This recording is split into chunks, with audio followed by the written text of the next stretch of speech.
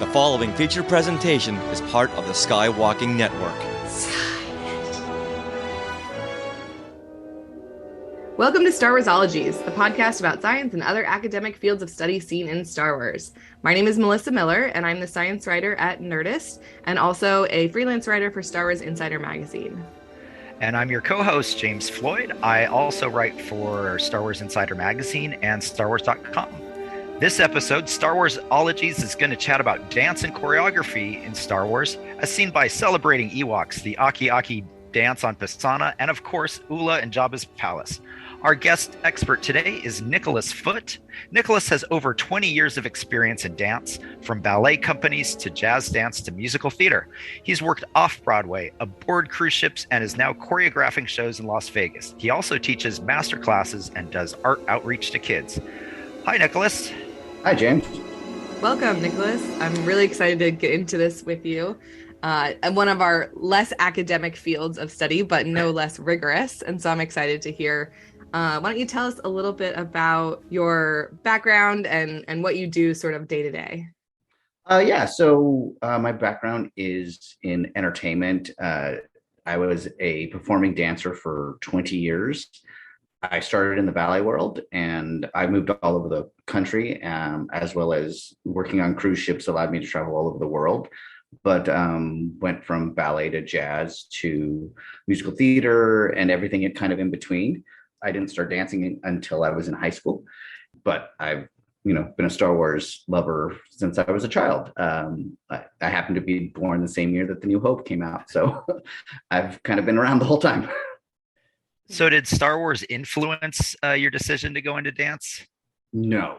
I wish, but they didn't, lightsaber classes that you can take are a new thing. And I wish they would have had them when we were kids. Oh my God. Yeah. I was about to say. It's definitely different for us children of the 70s, 80s, whatever, because I remember seeing the first licensed Lego sets of Star Wars and being like, what?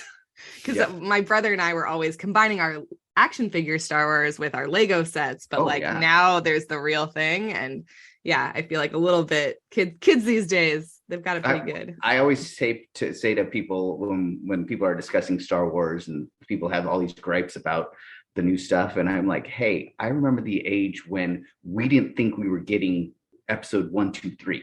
Like there was that whole, the movies were done and we were just kind of floating around. We had no books, we had no video games, we had no movies, and we were like, so this is what our world is now.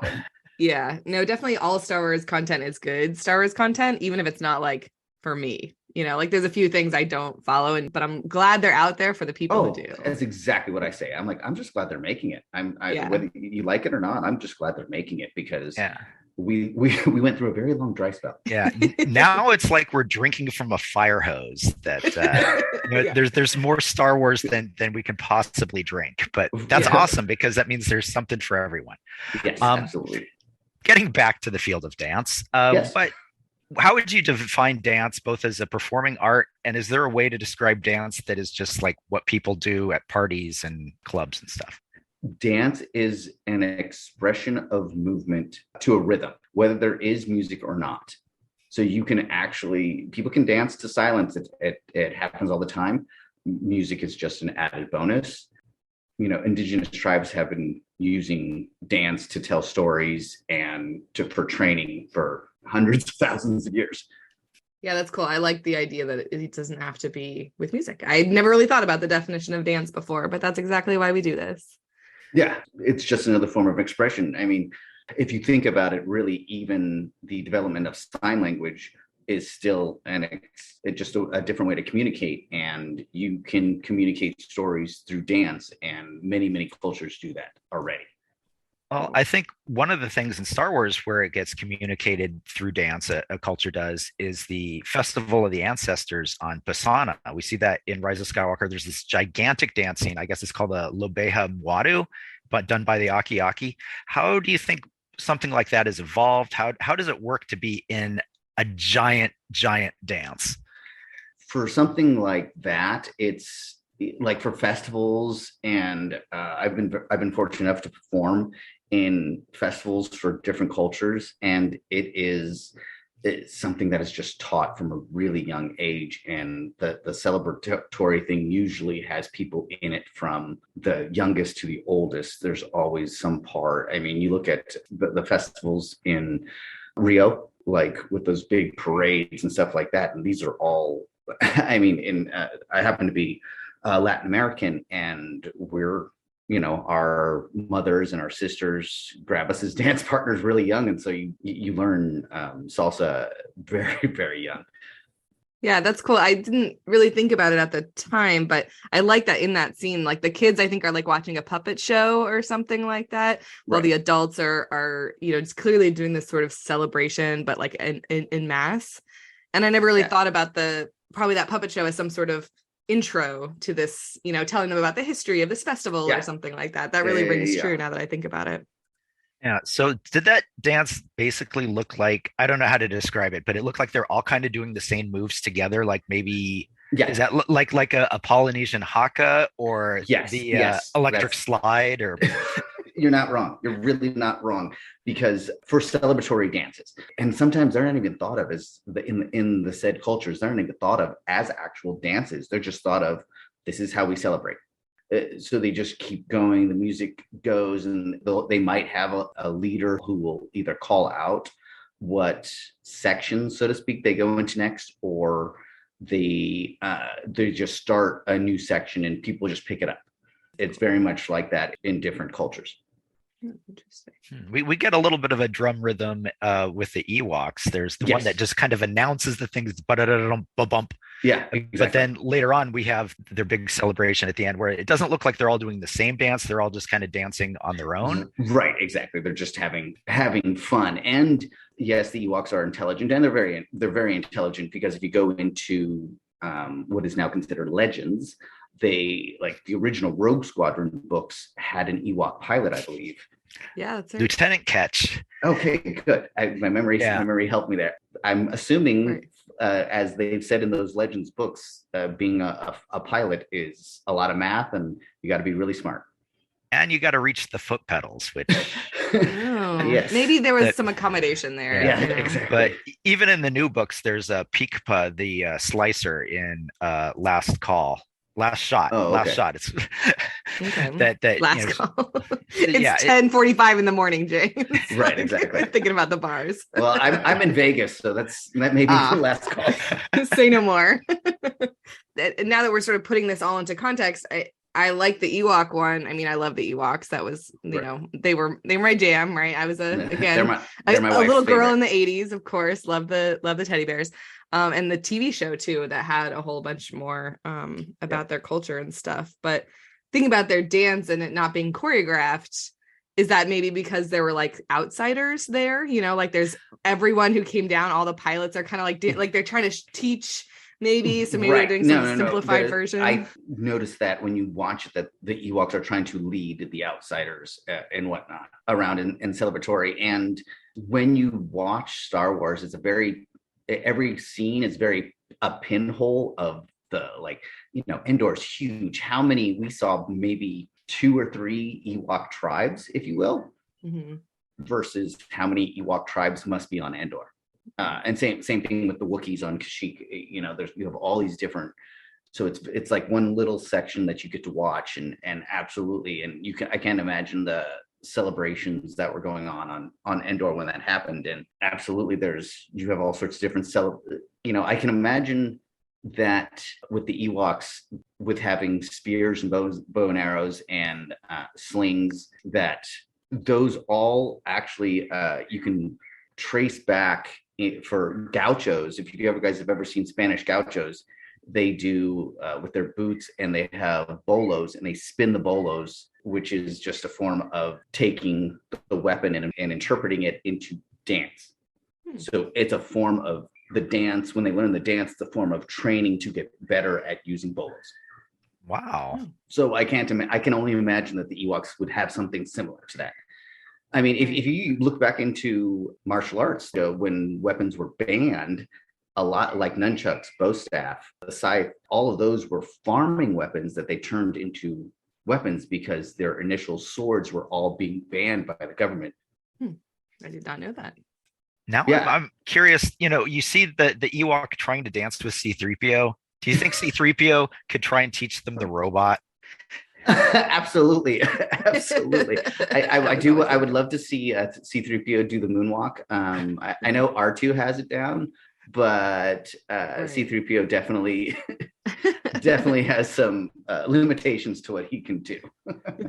That would be great, whether or not it's Anthony Daniels knows it, or whoever else does the Chris Right. Bartlett who does the TV spots and things like that. That'd be Right. great to see a droid moonwalk. I would like that. And I feel like if we went back to the 80s, there might already be video of this. I feel like in the Captain EO sort of era, maybe this Oh, has I already love Captain happened. EO. I love Captain EO. I miss it so much at the park. Well, since we were talking a little bit about weapons and stuff, maybe this is a good time to talk about the choreography sort of involved in fight sequences too. Yeah. I mean, lightsaber battles. I mean, obviously we know those have to be choreographed, but what elements of dance like bleed over into the fight sequences? Oh, actually, a lot. Because we're talking about learning a sequence so that no one gets hurt. Everybody learns the sequences, and accidents happen. I mean, they really do. I mean, I think even Hayden Christensen talked about, I mean, especially now that we actually do have combat sabers that light up, and you have the neopixels and you have the actual stunt sabers, that because back in the prequels, those were flying off the handles all the time. And now they're secured, so you get hit, it hurts. But you have to learn choreography. It's practice, practice, practice, and then what always tends to happen is you get in the environment, and the director goes, "Oh, hey, let's have you jump off the wall and swing now." And it's the same sort of thing. Learning what has become popular in the last 15 or 20 years or so is flash mobs. Same type of thing where you learn a big group dance and you get to the environment and they're like, ooh, we need to change something. Now with combat training, you try not to do that because a change without practice gets people hurt. When I was with the dance company in San Francisco that I danced with, we were doing Romeo and Juliet, and we were using even stunt fencing swords can still cut you. I've seen people get stabbed with them. All of a sudden, when there's real blood on stage, you're like, wait, no. You're like, that's not good. That's not good. Sybil died early.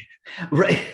And during the movies, you can cut and refilm, or the episodes, but on stage, live stage, you're like, oh, we gotta make something up. So I guess maybe I'm thinking more of non-Star Wars scenes where fight sequences turn into the waltz or something like that. But if you were to take away sort of their lightsabers, there is a little bit of that sort of, give and take and things like that. Absolutely. Anything that you do, any sort, even stage combat, with anything you do with somebody else is a partnership of give and take with using what you have and your knowledge and helping the other person. When I teach partnering dances, I always tell the two dancers I'm working with, I'm like, remember, it's not your fault or their fault if it's a co-thing. So you have to talk it through and make sure everyone knows what's going on. And you can't, just one person can't be blamed for something messing up. It's a partnership through and through. Yeah. This is also reminding me of the ballroom dance classes my now husband and I took in college, where I am not a good follower. This might surprise people about me. Not at all. I don't take following very well. And so I'm constantly trying to correct, and you just can't do that. So we just gave up on it. And ballroom's a different beast altogether. My wife and I took some classes as well. And if we both weren't dancers, I see it happen all the time, because for some reason, ladies will pick up ballroom quicker than the guys. And so guys have a hard time being told what to do sometimes. So you'll be like, no, you step forward, you grab here. And the guys are like, what? I don't remember. And so Right.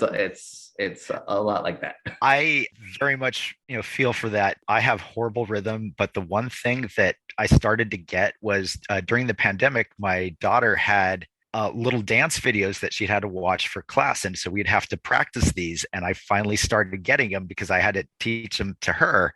Oh, And so we nice. work on it together.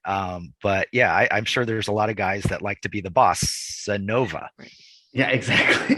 Very good. That is for Daniel Yang, by the way. Our fan who is like, dad jokes. And usually I can cut them out, but that one's too slick. I think there's no edit point for that one. So well done, James. Yeah, no, that's interesting in terms of the teaching what you say, and this isn't really on topic anymore, but I can see that, right? Where for me, every time I see a movie or TV show where the woman is like, let's dance, I'll lead, I'm just like, same girl. Like, I would be like that. I see what you're saying, that when you're helping someone else get it, that would help you get it too. I have tried to recreate the lightsaber battles with my dueling sabers and stuff like that. And it's a lot of, like you said, James, with your daughter, you have to rewatch it. And then you have to find somebody and they're like, oh, wait. And they realize they have something to whack people with it. It's like, hold on. It's like that scene during Big Bang Theory where they're taking fencing class. And then all of a sudden the instructor turns around and they just start swinging at each other willy nilly.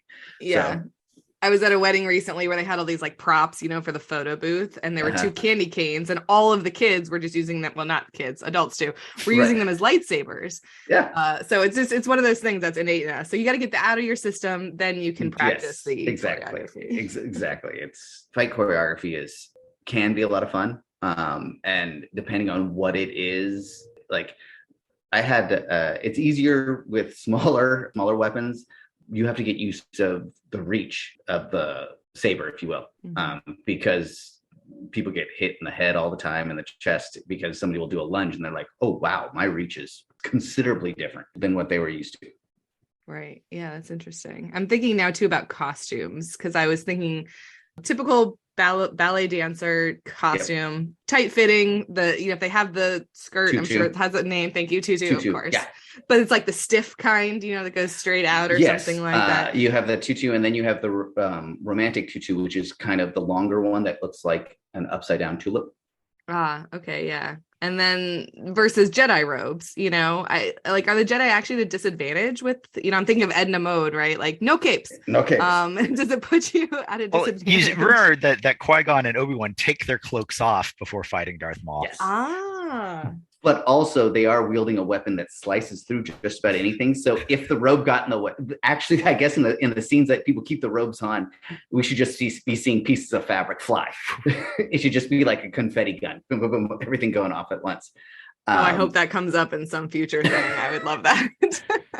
I've always wanted Star Wars to create they had a Legends comic book where the lead Padawan he wasn't lucky. And they just said the Force was always playing a joke on him, because like he'd like fall off of a building or something, and the Force would protect him because he would land in a trash bin.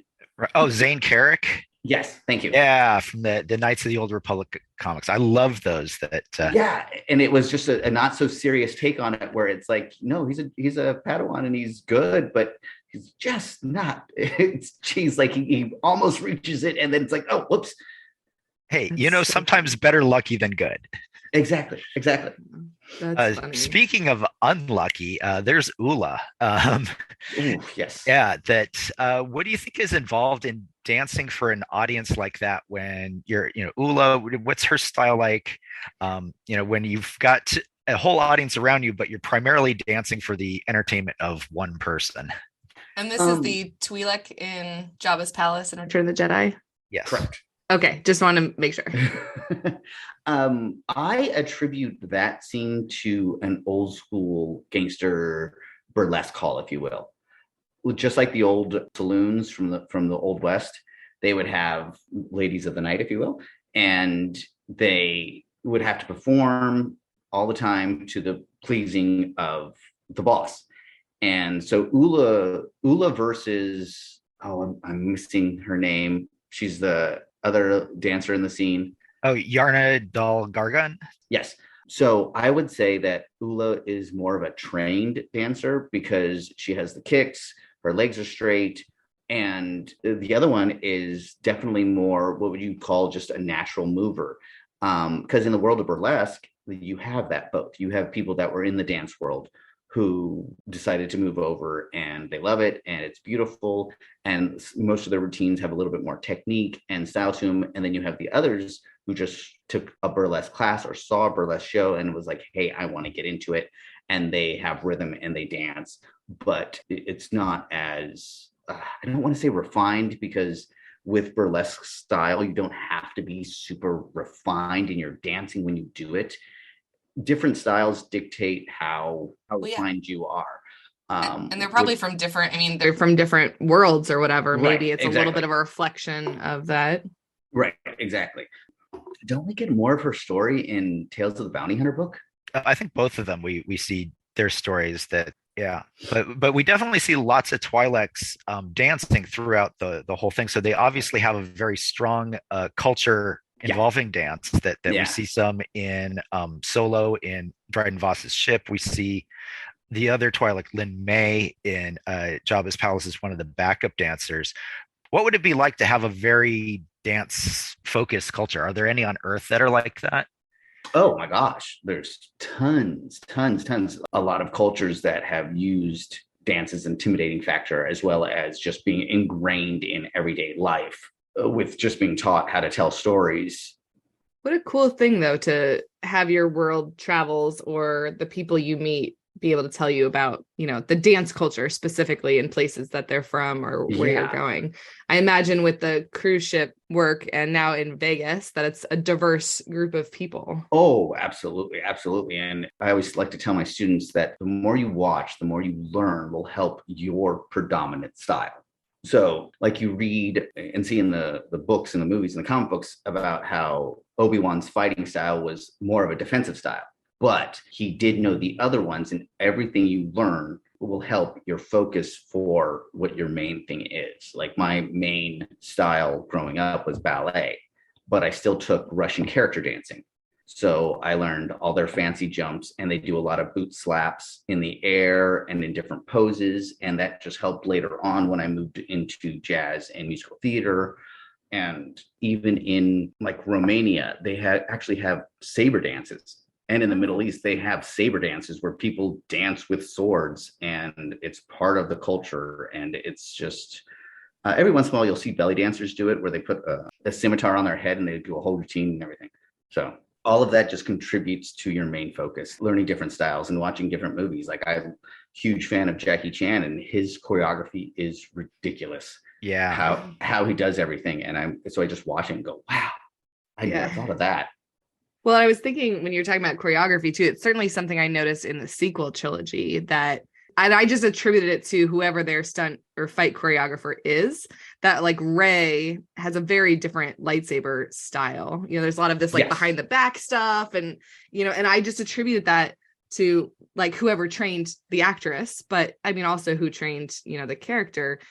But I hadn't really thought about it in terms of lightsaber, the styles. And yeah, you go with your strengths, but maybe you're learning all the different types. Yeah, absolutely. And I think also with the era of when the movie is made, that will definitely showcase what's seen, because I believe even in the United States, we didn't see a lot of that style, flashy sword fighting style until like The Princess Bride. And that's actually what you would consider swashbuckling. So it's more of a stage combat style where you're making flashy moves and whatnot, versus fencing, which is a very like if you watch fencing in the Olympics, it's all attack and it's quick and it's short, and you know, then you have stuff like even the fight scenes in the original trilogy, they weren't very long. We didn't see our first long lightsaber fight scene until Duel of Fates and Phantom Menace. So just going back to your world travels for a moment, different people would show you their dances. What would you show them as the American dance? I did not know what I would consider very, very American style, which is American tap dancing, is one of our few exports of dance. Really? Because everything else is kind of like ballet is Russian and French. Jazz dancing is also one of our particular exports for dance. But there's so many others that are just like ballroom that's over Europe. For me, since I'm Latin American, it was all of the Latin American dances. And then you also have the two different forms of those, which would be social, which you would do at a wedding or a quinceañera or something like that, versus actual ballroom training, learning like the bachata and the salsa and merengue and whatnot. but a lot of times, like, I'm not proficient in tap whatsoever. It's one of the few styles I never studied, so I'm always amazed at it. Like Fred Astaire, Gene Kelly, like those are my favorites, the old school favorites, and I'm just like, these guys are brilliant and amazing. If people hadn't seen them, I'd show them like my favorite scenes from the movies that I would watch growing up. Even before I was a dancer, I was still fascinated by dance. Like I remember the Thriller video when it came out, scared the crap out of me as a kid. It did too.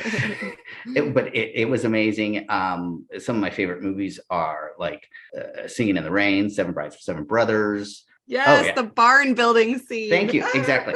And I love that movie. That's another example of using your environment for dancing. Yes. I watch that scene, just like I pull up the clip of that scene like every year or so, just because when I need a little nostalgic hit, because I watched that constantly as a kid. Oh yeah, I show people that scene all the time and they're like, oh, and I'm like, this little fact that the barn building scene was the last scene filmed from top to bottom. Oh wow. They stopped doing that because they had multiple cameras for it, but to piece it together, but that scene was filmed from top to bottom, and you rewatch it and thinking that and you're like, that's a long scene to do top to bottom. And even as a dancer, it's you look at it and you're like, wow, you can't mess up any of that. I'm gonna have to check this out. Oh yeah, definitely watch it after the show. I'll put a link to the YouTube of just that scene in the show notes or whatever. It would. Well, and I think when I read Carrie Ilwis's biography, he did say that the fight scene with Inigo Montoya, that they had started by filming that start to finish, and it was just like, how can you ever get one clean take of that? It's such an amazing. Yeah. I mean, and you look at for lightsaber scenes, Clone Wars, the last season with Ahsoka and Darth Maul, where you have Lauren Mae Kim and Ray Park doing the mocap for it, and oh my gosh, I noticed it instantly. I was like, that lightsaber scene is different. And then I followed both of them on social media, and they're like, oh, we did the mocap for it. I was like, that's why it looked different, because they actually did the fight scene, and both of them are just ridiculous stunt people and martial artists, and they've been doing the characters forever, and they're just, I mean, Laura Mae Kim is the stunt double for the armorer for Mandalorian.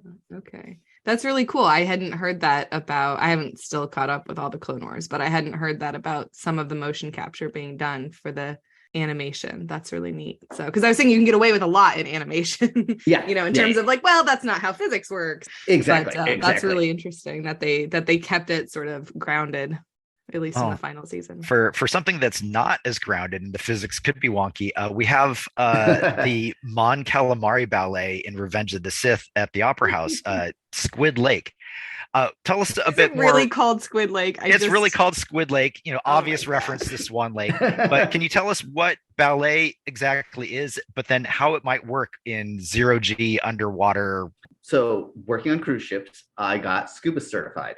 So I actually can tell you exactly what moving underwater is like, and trying to create that. Now, ballet is a very structured form of dance that you can see every holiday season. There's Nutcracker, a lot of the classic stories that have been passed around, Sleeping Beauty, Cinderella, Romeo and Juliet, have all been made into ballet performances. Swan Lake, obviously, like you referred to.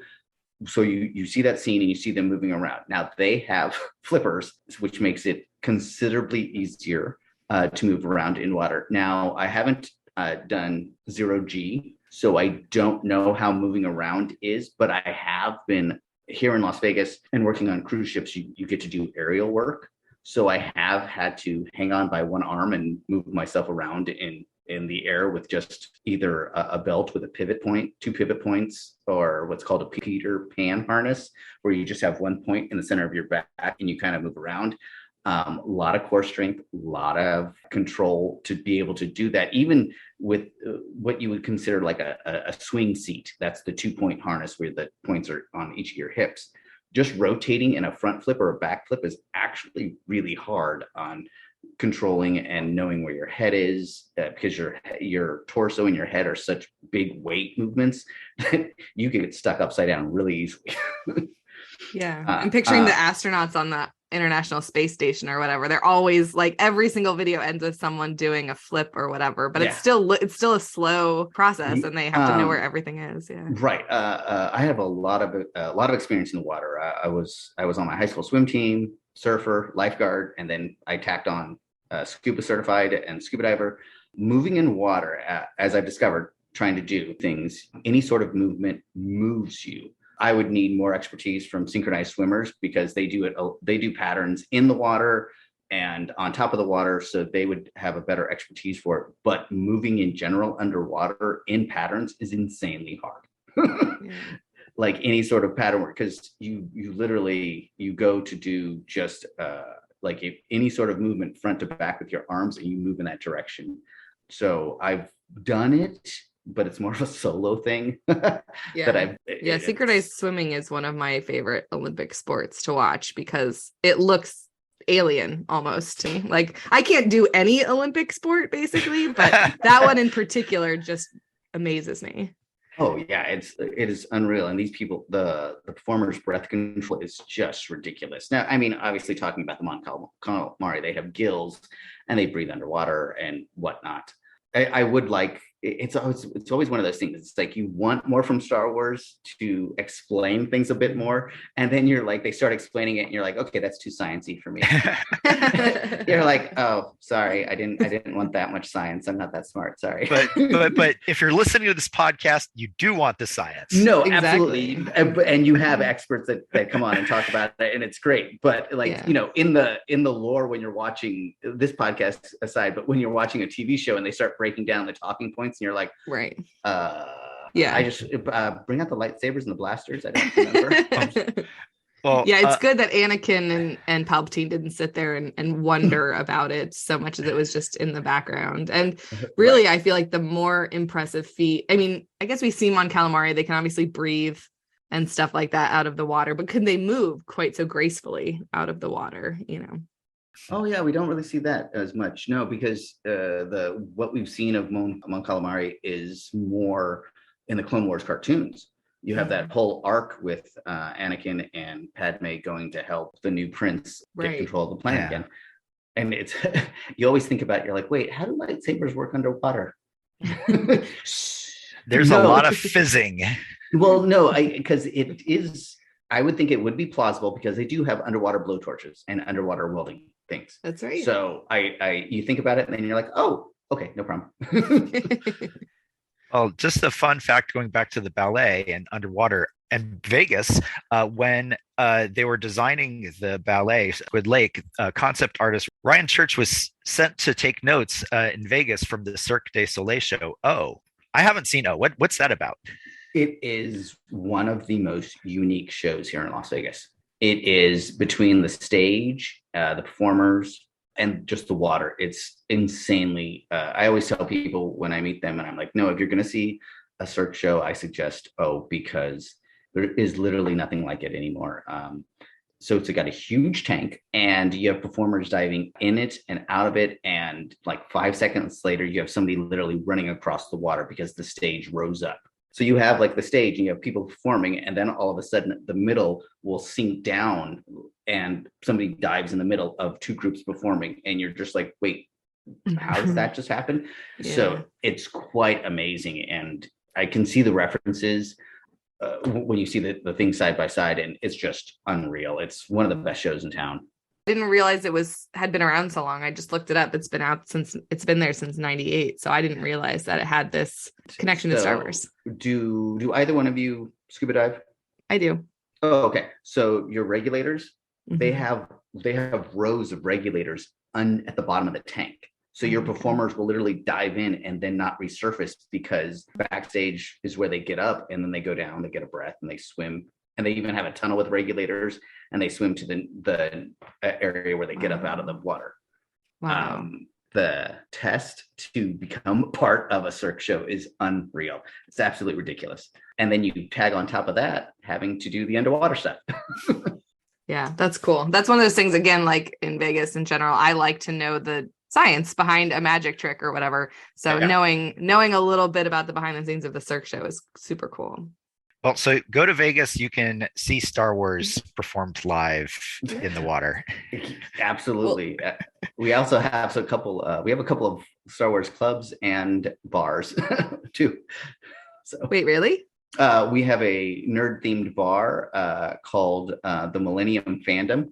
Amazing. And some of the beer taps are lightsaber handles. Yes.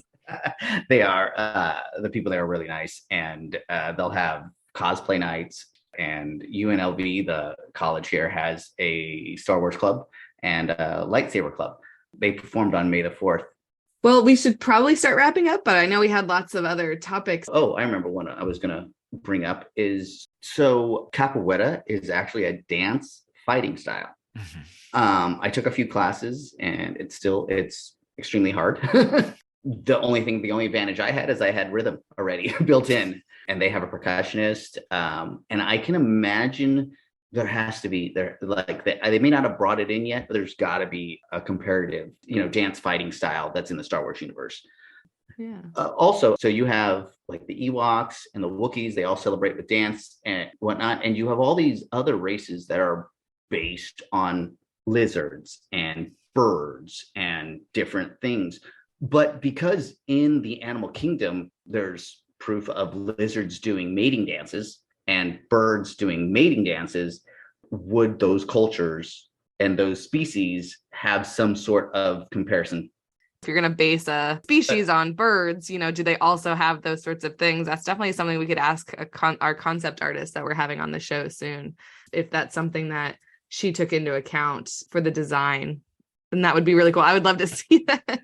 Yeah, I mean, and these are all things when you sit and think about Star Wars too long that you go, oh wait, how would they do this? Yeah, but we've been focusing this whole time on human things, but yeah, you're totally right that aliens that could have things more based on bird-based dances or reptile-based dances, or things that are even more alien that we can't necessarily come up with. What other reasons could dance be used for a species?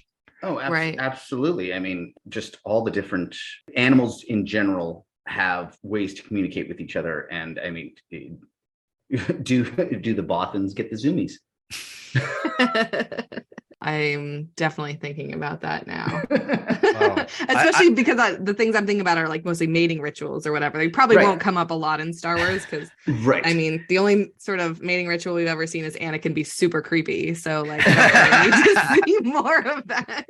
But I don't know. Teenagers in general are super creepy. So no, fair. I think it would be interesting to see something kind of like a Regency dance where people communicate and talk while they're dancing, but they're stuck in it, as kind of a set format, and that's their chance to socialize is through that.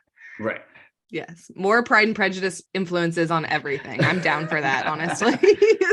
Oh, we completely left out the Gungans, who was a very big dance and entertainment society and celebratory, and they got their drum lines. Oh, yeah. Yes, they were amphibians, but Jar Jar's, I know a lot of performers that can literally mimic being that clumsy, but still be insanely controlled. Oh, cool. Yeah, I never thought about that from like Ahmed Best's perspective of that's an easy line. Like, I'm just awkward and clumsy, but like to do it in a controlled way. Well, he got his start. He came from Stomp, I think. Yeah. I know the show, a percussion-based show that incorporates dancing in it. Yeah. Yeah, that's cool. I didn't know that. So it fits though now. So we didn't even get to a whole bunch of these questions, but for another time, perhaps. Oh, yes, it is time to move it. Yes. See, that one has a nice edit point. I can take it out, but I love Madagascar, so I probably won't. Well, Nick, tell us a little bit about your favorite Star Wars character. That is such a difficult question because you kind of have the arc of discovering Star Wars. So you start off with the original trilogy, and I'm like, oh, Han Solo. Han Solo is the best. And then things go into it, and then you're like, oh, Ewan McGregor as Obi-Wan Kenobi is just iconic and classic. And then you discover the Clone Wars, and you're like, Ahsoka Tano, Captain Rex. Like, I could go on and on about just about so many different characters. Which one of them do you think is the best dancer? We'll help break that tie then. Truthfully, I would say Ahsoka, because she has the most open mind to the adaptation of movement. I would say that Obi-Wan is very good at the waltz. He's very structured. He knows what's going on, and he probably had to learn a couple of them to interact with Sabine. Sign that up as a new thing I'm going to think about. I was like, because Satine was in the courts, right? Before she became the leader of Mandalore. Yeah. So Amazing. most royals have to do some form of dancing. Yeah, there's your Pride and Prejudice moment right there for sure. There you go. Just with a little bit more Beskar. It's all Jane Austen was missing. Exactly. Armored dancing.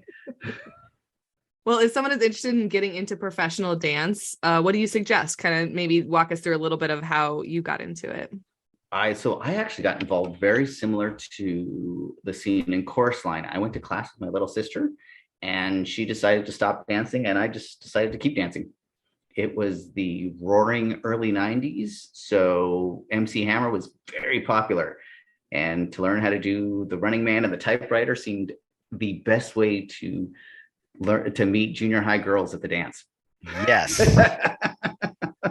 And honestly, yes, in junior high, a guy who was willing to get on the dance floor, that's what you were looking for. Exactly. So and true. From there, I discovered ballet, and then it just literally just took off from there. And but anybody interested in dancing, obviously, it's just start. Just go take a class. Or even if you don't take a class, there's plenty of tutorials online. Take a tutorial online. Even if you don't go into the professional world, everything you can learn by learning to dance can be attributed to any sort of wellness to your life, because it is a form of exercise. So it's not going to hurt you whatsoever. There was Gene Kelly did a TV show in the late 50s about the crossover between sports and dance. You actually can find it on YouTube. And he does this whole thing where he has a tennis player, and then the tennis player does a movement, and he matches the movement with a dance move. So, learning to dance it's not just a gender specific art form. In a few cultures, the men dance more than the women do. So by all means, pick it up. It's fun. I've had a very interesting life because of being a dancer and getting to travel all over the United States and all over the world, and to meet a lot of really interesting people. Well, where can people find you? Are you on social media? I am. My social media tags on both Instagram and Twitter are Feet Loose, a play on my last name. And so that would be the easiest place to find me. Well, thank you, Nicholas, for being here. This was a really great discussion. I feel like I'm going to have a whole new artistic appreciation the next time I watch Star Wars, which will probably be later today. Right, exactly. Yeah. Thank you so much, Nick. No, absolutely. Thank you guys for having me on. It's been a blast. That wraps up this episode of Star Warsologies. We want to thank our guest, Nicholas Foote, and we want to thank all of you for listening, especially Jason Giacchetti and Katrina Levitt for being fans of the show.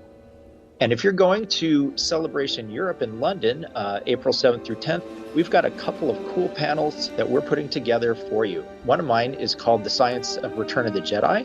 From Sarlacc biology to the physics of lightsabers and the ecosystem of Endor, Return of the Jedi is full of connections to real-world science. How might a Hutt evolve? What goes into making a Death Star super laser? Why do the Ewoks worship C-3PO?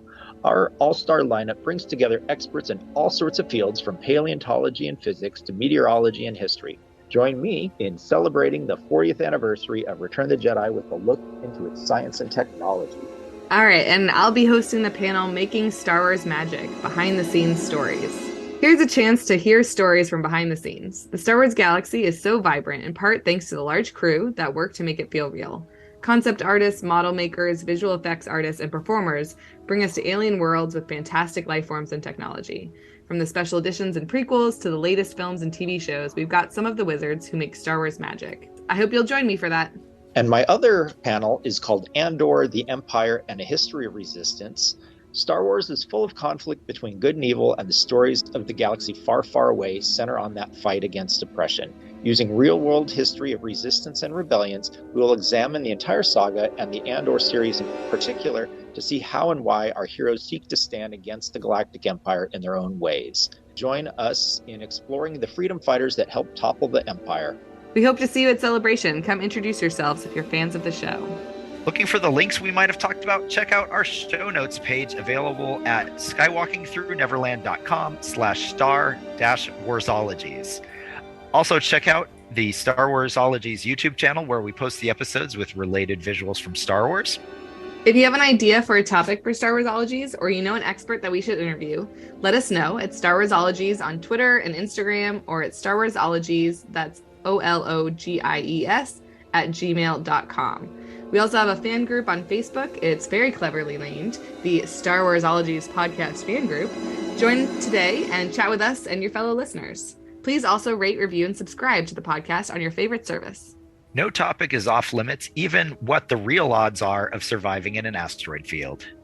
We are part of the Skywalking Network, where you can also find a variety of other great shows about Star Wars, Disney, and Marvel, including Talking Apes, the Max Effects podcast, Neverland Clubhouse, and the flagship show, Skywalking Through Neverland. There's also a YouTube show, Today in Star Wars History. You can find all of these shows at skywalkingnetwork.com.